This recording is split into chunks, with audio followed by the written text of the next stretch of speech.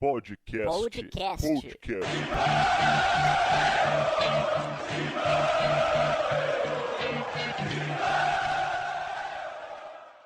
Legal, começando mais uma edição do Podcast Mão, o seu informativo bissemanal do Esporte Clube Corinthians Paulista em todas as plataformas da internet. A gente vai falar neste podcast número 99 sobre o todo-poderoso Timão, bicampeão do mundo, que no sábado contra a Ponte Preta, meu Deus, tomou olé da macaca, tomou olé de um time que, com todo respeito à história da Ponte Preta, nunca ganhou um título sequer. Eu fiquei envergonhado no sábado pelo futebol apresentado pelo Corinthians. Eu, Marco Belo, minha opinião. E você, Vitor Guedes, tudo bem contigo? Também sentiu vergonha do futebol do Corinthians no sábado, Vitão? Olha, eu não senti vergonha, eu senti raiva, ódio, porque eu não tenho vergonha, porque eu não tenho culpa nenhuma do que aconteceu, né? Mas enfim, foi uma atuação patética, medonha, horrorosa, há muito tempo. Eu já vi quando jogar mal, mas tão mal nos últimos tempos, sem dúvida, foi a pior atuação, mais do que jogar mal. A apatia, a falta de vontade foi uma coisa horrorosa. Mesmo antes da expulsão, com 18 minutos, o Corinthians já era amplamente dominado. O Roger parecia que era o Messi, enfim, o Cleison era o Cristiano Ronaldo. O time da Ponte Preta comunzaço. A defesa do Corinthians um show de horror. Um jogo que o Cássio é o melhor do Corinthians, o goleiro que falha no gol, no primeiro gol.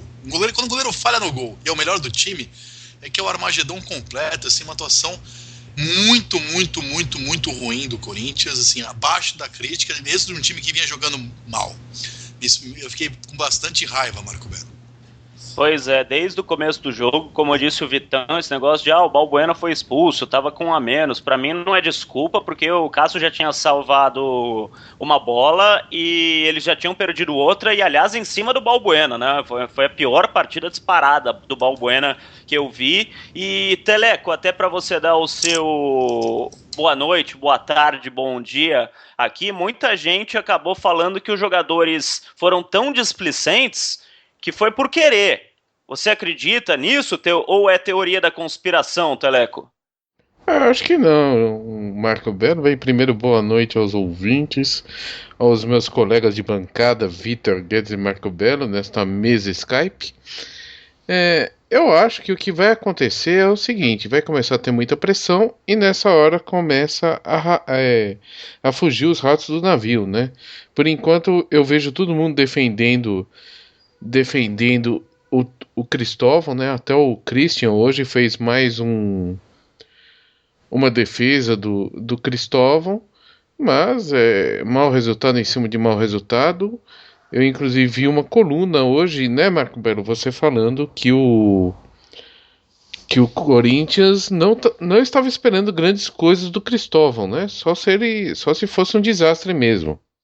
Não, eu escrevi uma coluna no meutimão.com.br sobre o Cristóvão e a situação dele. E a gente até já comentou sobre isso aqui no podcast Timão, que o Roberto de Andrade deixou claro internamente que o projeto do Corinthians está sendo montado para o ano que vem. Isso é meio óbvio, né? Só o torcedor mais otimista tá achando que o time foi montado para ganhar esse brasileiro. Não foi. O Corinthians está sendo montado para o ano que vem e olha lá, né? É um projeto a longo prazo. O Roberto, se você conversar com ele sem o microfone ligado, ou qualquer diretor do Corinthians, ele vai falar: primeiro acertar as contas, depois montar um time e ver o que acontece para o ano que vem. Então contratou alguns jogadores, Marquinhos Gabriel, Giovanni Augusto, Marlone, enfim, emprestou o Maicon para Ponte Preta para voltar o ano que vem, para esses jogadores formarem de repente uma equipe a partir de janeiro com mais 3 ou 4 peças que possam brigar por alguma coisa. Quando contratou o Cristóvão Borges, ficou claro isso, né? Não contratou um cara para substituir o Tite e sair ganhando tudo e ganhar o brasileiro. Contratou um cara para segurar a barra ali, se der certo deu, se não der certo cai fora em dezembro e a gente chama um cara bom a partir de janeiro para começar um trabalho. Então não tem tanta pressão por título no Cristóvão, foi isso que eu quis escrever na coluna. Tem pressão para não dar vexame, para não tomar o lé da Ponte Preta. E o que está acontecendo é que ele está sendo muito criticado internamente por tomar decisões erradas, como por exemplo o Balbuena ser expulso, ele tirar o Guilherme para pôr o Pedro Henrique, o Corinthians ficar sem atacante, ficar um time sem cabeça, um time que com 15 minutos de jogo já todo mundo via que tinha perdido o jogo. Antes de sofrer o primeiro gol, se eu tivesse 500 mil reais ali, eu apostava na Ponte Preta, os 500 mil reais, porque era óbvio que a Ponte Preta ia ganhar o jogo, com 15 minutos e no 0-0 ainda, tô falando, por causa das decisões erradas do Cristóvão. Só para concluir, Vitão, e o que eu escrevi é isso, o Cristóvão não precisa ganhar o Campeonato Brasileiro, mas não pode dar vexame. E a quarta colocação no Campeonato Brasileiro está dando uma espécie de escudo ao Cristóvão. Não tem como o presidente demitir um treinador de um time que está na quarta colocação no campeonato. É uma espécie de escudo enquanto o Corinthians ficar na zona da Libertadores. Agora, a Copa do Brasil é outra história. Toma um baile do Fluminense, é eliminado da Copa do Brasil, não tem essa de estar bem colocado. Fala, Vitão. Não, eu só queria fazer uma espécie de advogado do diabo. Não defender o Cristóvão no indefensável. Mas vamos lá, esse time do Corinthians é horroroso. Não tem um atacante para escalar. Qualquer um que ele escalar, eu vou cornetar. O que eu critico o Cristóvão é que ele perdeu a solidez defensiva a troco de nada. Isso é culpa dele também. Agora o Tite, que é o melhor técnico, chegou a seleção com todos os méritos, estou aqui tirando, não foi o Cristóvão que inventou o André, que foi embora. Não foi o Cristóvão que inventou o Guilherme. Não foi o Cristóvão que inventou o Marlone. O Iago é fraquíssimo, né? Que é titular do time. Você tem um time muito bom, como o do ano passado, entre o Iago, joga. Quando você tem um time médio, o jogador nota 5, fica jogando nota 3. O time do Corinthians é horroroso. Agora, mais do que o Cristóvão... O horroroso tá em quarto? Não. A colocação do Corinthians é mentirosa. Eu tô falando isso aqui quando foi líder, quando foi segundo colocado.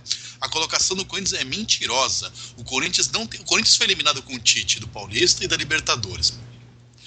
Agora, ontem, não é questão de ser horroroso, porque o Corinthians tem, toda a crise que tem mais dinheiro que a Ponte Preta, não tem? Ontem, quando acabou o jogo, o nosso colega de imprensa, Gustavo Zupac, tuitou, agora desculpe o crédito, não sei se foi Datafolha, sei lá, qual é o instituto.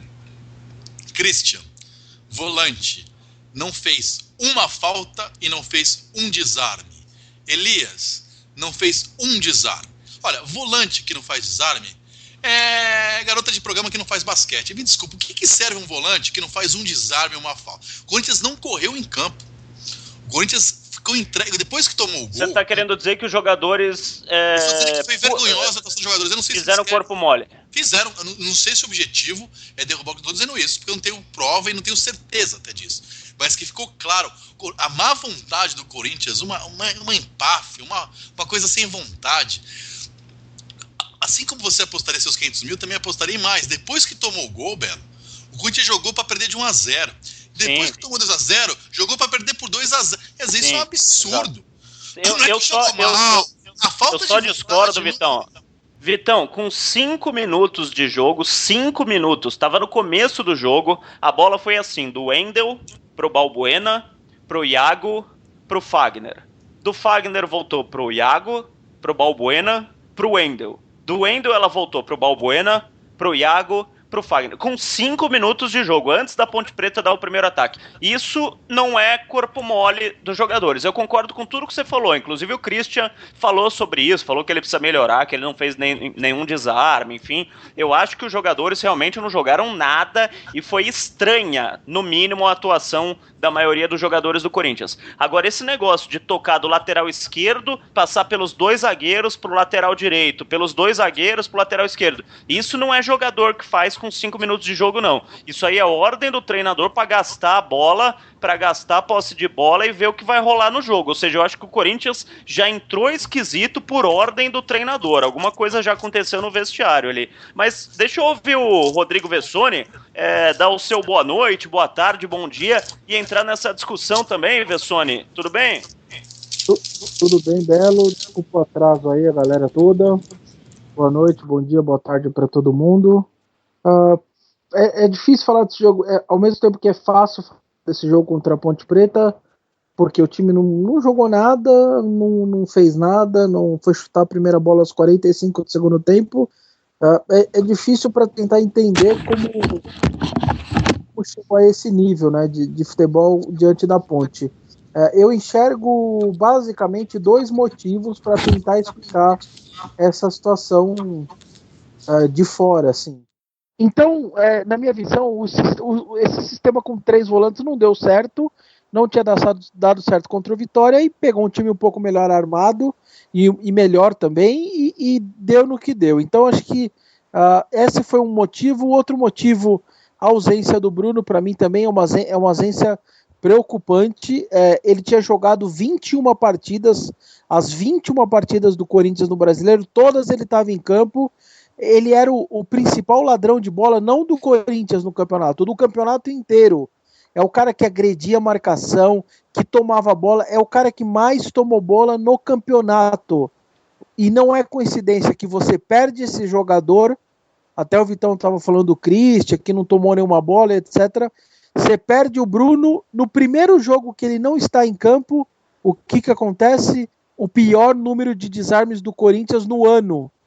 O Footstats, que é aquele de estatística, tem lá a curva descendente, é um negócio absurdo o que aconteceu contra a Ponte Preta, exatamente no jogo que não teve o Bruno Henrique. Então acho que isso é uma outra situação que talvez precisará ser corrigida também. Então, assim, eu vejo que tem algumas coisas que eu acho que são necessárias para que o Corinthians, para que o Cristóvão retome basicamente o bom ambiente e talvez os resultados como consequência, que é voltar ao início do trabalho dele, que era um início na qual ele estava dando mais continuidade a tudo que estava sendo feito do que propriamente as ideias dele. Mas eu acho que é necessário nesse momento ele voltar àquele início.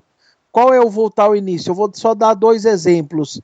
O primeiro é no sistema do time, que eu acho o time tinha se acertado no 4-2-3-1, com Marquinhos de um lado, Giovani do outro, Guilherme centralizado pensando o jogo, e tinha mais um na frente, o Luciano, o André.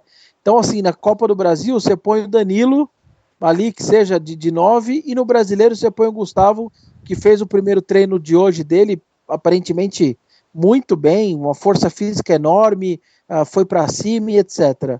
Então, assim, voltar no...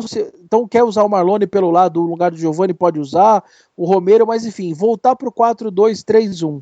A segunda coisa que eu acho que seria interessante é ele pensar na meritocracia. A gente brincou durante muitos e muitos meses, anos, com esse negócio do Tite, mas é um detalhe que parece bobo, mas que o ouvinte, conhecendo um pouco desse futebol que a gente passa a conhecer, e você vê o futebol de uma maneira diferente. O Balbuena foi expulso, precisava colocar um zagueiro. Ele optou pelo Pedro Henrique, sendo que o Wilson estava há mais tempo pronto, tinha se recuperado. A lesão do Wilson foi primeiro do que a do Pedro. O Wilson saiu por causa da lesão, ele era titular do time, ele estava recuperado há muito mais tempo indo para o banco. O Pedro foi machucar depois, se recuperou depois e teve a chance de jogar primeiro. Então, assim, esse tipo de coisa parece que não. Aí hoje, o que acontece no treino de hoje? Um dia depois, praticamente, do jogo da Ponte Preta, o Wilson deu 2, 3 forte pegada no Gustavo, parece querer mostrar serviço, querer marcar, não sei se um excesso de vontade, e teve que ser chamado até atendimento médico, mas porque eu imagino que o Wilson, chateado do jeito que deve ter ficado porque não jogou, que era a vez dele, ele estava na frente do Pedro nesse sentido, e ali querendo demonstrar vontade, demonstrar futebol no treino, e começou a dar uma abusada, e o Gustavo sofreu. Então acho que voltar essa meritocracia também seria importante. Os jogadores estão acostumados com isso, é assim no ambiente há 3 anos, então o sistema de jogo, essa situação, e como o Vitão também citou, a postura defensiva de um sistema forte defensivo, isso precisa voltar, o time precisa ter essa noção de novo defensiva. Foram 3 gols contra o Grêmio, 2 contra a Ponte, é muita coisa, o Corinthians não está acostumado a ser esse time, e eu acho que ele tem um exemplo disso. Agora, recente, contra o Inter no Beira-Rio, eu gostei muito da postura, a gente elogiou aqui a postura do Corinthians contra o Inter, uma postura defensiva, era todo mundo os 11 atrás da linha da bola quando estava sendo atacado, saía no contra-ataque, tinha chance pra caramba no contra-ataque, e eu acho que está faltando retomar isso daí. Então eu vejo essas 3 situações como situações que eu acho que se voltarem a ser o que estava acontecendo assim que ele assumiu na época do Tite, ainda tudo, as coisas do Tite acontecendo ainda, tem tudo Corinthians para voltar com um bom resultado lá da Copa do Brasil, lá no Rio de Janeiro. 2 coisas pro Teleco e pro Vitão comentarem em cima do que você falou. Primeiro, você tá falando para ele voltar no começo do trabalho quando ele não tinha feito nada, ele só tava dando sequência pro trabalho do Tite, que foi o que ele fez no Vasco, que foi o único trabalho bom que ele fez na carreira, seguiu o trabalho do Ricardo Gomes. E o Vasco foi bem por causa disso, quando ele quis mudar, começou a dar errado e ele saiu do Vasco.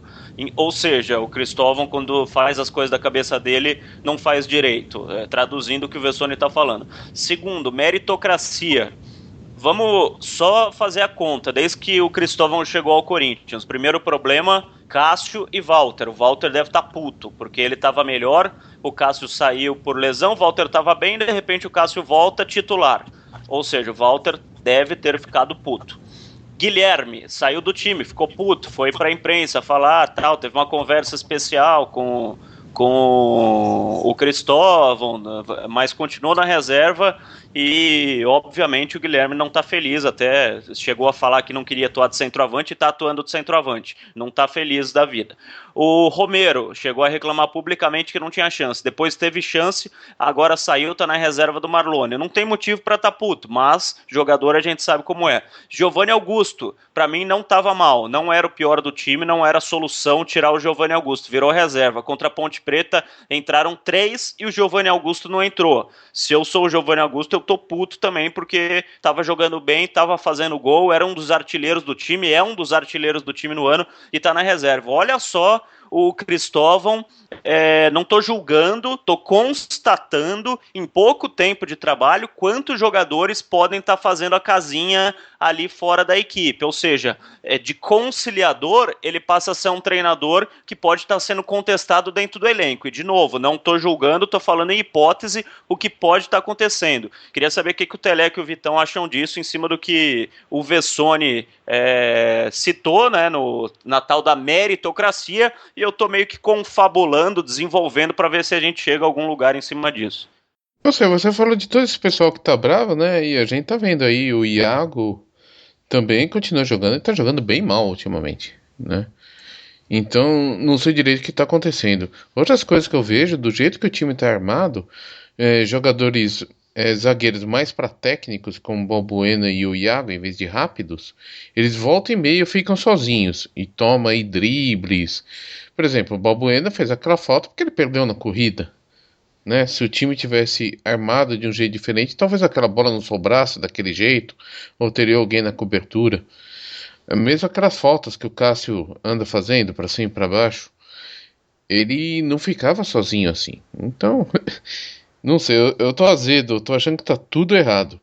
Se ele puxar mais pro jeito que jogava o Tite, eu acho que tem mais chances aí do Corinthians se arrumar. Lembrando que o time não tava aquela Brastemp com o Tite. Ele só tava menos ruim. Só uma coisa, né? Lembrando que o Belo, o time das satisfações, dá para associar sim a atuação contra a Ponte Preta, né? No mínimo estranho que ninguém correu. Agora também nem tudo é culpa do Cristóvão, porque assim, toda vez que um chefe sai e um novo entra, testam, né? O seu Guilherme, quando começou, não tinha motivo nenhum para estar bravinho, nem o Romero é o verdadeiro falso 9. Enfim, os jogadores também estão muito... Ninguém tem jogado absolutamente nada para reclamar. O Corinthians tem um jogador que estava na seleção brasileira contra até pouco tempo e disse que não está jogando absolutamente nada. O Bruno Henrique, que saiu, era o jogador mais regular da equipe no ano, no brasileiro, né? No ano não, mas no brasileiro sim, com a queda do Fagner. Contra a Ponte Preta, tirando o Wendel, que eu dei nota 5, e o Cássio no gol, apesar de ter falhado no primeiro gol, na minha opinião, o resto foi abaixo da crítica. O seu Iago não está jogando absolutamente nada. O Pedro Henrique tomou um drible ridículo no segundo gol, né? Um drible que zagueiro, mesmo jovem, não pode tomar. Agora, a má vontade dos jogadores fica muito claro, né, nas declarações. Duvido que com o Tite, quem tentou fazer isso foi o Chicão, que era capitão há 200 anos, foi pro banco quando foi campeão brasileiro. Os caras tinham esse respeito. Aí entra a questão da meritocracia lembrada pelo Vessone. A meritocracia não é só querer agradar jogador, não. É questão de futebol. Faz parte do trabalho técnico desagradar as pessoas, desde que tenha motivo lógico, né? A escalação do Corinthians não tem tido lógica, as mudanças não têm tido lógica. Quando todo mundo é ruim, o Corinthians tem um problema do outrismo, né? Como não tem ninguém, sempre quem está no banco parece melhor. Então quando joga o Romero, parece que o Marlone joga mais. Quando joga, na verdade ninguém joga nada. Então é melhor definir a equipe, quem é o titular. Que o Marlone, que jogou bem contra o Vitória, fez um gol tal lá, mas também é isso, né? Não é o que vai fazer a diferença. O Marquinhos Gabriel também é um jogador que cisca não sai. O Giovanni Augusto, que era o melhor dos reforços, piorou muito, mas eu insistiria mais com ele, que é o único ali que pode fazer uma jogada, um passe, enfim. O Corinthians, já que não tem time e não tem elenco, eu acho que eu tô com o Vessone. Tem que definir o esquema, não pode ser um dia 4-2-3-1, um dia 4-1-4-1, um dia 4-3-3. Assim, já que não tem elenco, não tem jogador, tem que ter solidez tática e solidez defensiva. O Corinthians, quando jogava nada com o Tite, vendia caríssimo 1-0, porque tinha um 0-0 quase sempre garantido. O Corinthians, contra o Vitória, foi 2-1 pro Corinthians. O Vitória perdeu baixo do gol sem goleiro de cabeça, para ter tomado 2 gols. O Corinthians tem tomado muito gol, porque os times têm perdido mumutos gols. Contra a Ponte Preta, gente, se tivesse um atacante minimamente razoável no lugar do Roger, tinha sido um 5. E eu não estou exagerando. Contra o Grêmio, era para ser uma meia dúzia. É impressionante. O Balbuena foi expulso aos 18 minutos, aos 10, aos 5, sei lá eu. O Roger entrou cara a cara com o Cássio do mesmo jeito, como se não tivesse defesa. Eu não consigo entender como o Corinthians perdeu. Assim, o técnico chega novo, mas você tem um trabalho de Tite e Mano Menezes, aí chamando os dois, de 5, 6 anos. Quer dizer, em um mês acaba tudo. Um mês acabou, porque defesa tem muito de esquema tático e posicionamento, não só de peças. Mas daí você precisa de treino, né? E com o Cristóvão, o forte dele não parecem ser os treinos. Até o negócio dá pra ver. E o que o Teleco citou... Dá pra ver os treinos que tem tapume, tem não sei o quê. Mas a parte que a gente vê, a gente percebe. Você pode ver 15 minutos do trabalho que você percebia com o Tite e percebe com o Cristóvão a diferença. O que o Tite lascava desses caras no sol, fazia eles correrem, a tal da intensidade, que o Cristóvão é chuveirinho na área, treino de ataque de um lado, treino de defesa do outro. É muito difícil você ter 2 toques, treino em campo reduzido. Eu vi uma vez com o Cristóvão um treino em campo reduzido. Uma vez, que foi, acho que há umas 2 semanas. E eu ainda falei, nossa, o Cristóvão agora tá fazendo um treino de verdade, né? Porque os outros que eu vi, pelo amor de Deus, e tem muito a ver com o que o Teleco falou, do Balbuena tá chegando atrasado em todas as jogadas, levar a bola nas costas, isso aí é treinamento, o zagueiro precisa treinar, cara. Mas eu só queria fazer uma pausa aqui para falar que o Podcast Timão agora está no Player FM, que é um aplicativo de podcasts que tem mais de 1 milhão de usuários. Então você entra lá na loja do Google, na loja da Apple e baixe o Player FM se você quiser testar, acompanhar o Podcast Timão no Player FM. Se você quiser ouvir no WeCast também, que é um outro player de podcasts, é só entrar no buscar lá dentro do WeCast, digitar Podcast Timão e você, assim que sair um programa novo, vai ser avisado. Então esses players de podcasts são legais por causa disso. O Player FM é um dos mais baixados do mundo e eles fizeram uma parceria muito legal com a gente. Dentro do Player FM tem a paginazinha ali do Podcast Timão. A gente está no feed também do aplicativo Vamos Meu Timão, que é um site sobre o Corinthians, com notícias do Corinthians. É só baixar no Google Play o aplicativo do Vamos Meu Timão e você também vai ter o feed do podcast. E assim que sair um podcast novo, você vai ser avisado. E claro, pelas plataformas normais, pelo SoundCloud, pelo YouTube, todas as outras plataformas de internet, você escolhe o jeito que você quer ouvir o Podcast Timão. Pra gente não enrolar muito, a gente falou bastante do jogo contra a Ponte Preta que é passado, a gente vai falar sobre o jogo contra o Flu, que é o futuro jogo quarta-feira no Rio de Janeiro. Mas antes, Teleco, eu vi por alto, confesso pra você que eu nem cheguei a ler a notícia, eu vi manchetes colocadas na internet de um novo patrocinador no Corinthians, e você que tá ligado em tudo que acontece na internet deve saber mais que eu, Teleco.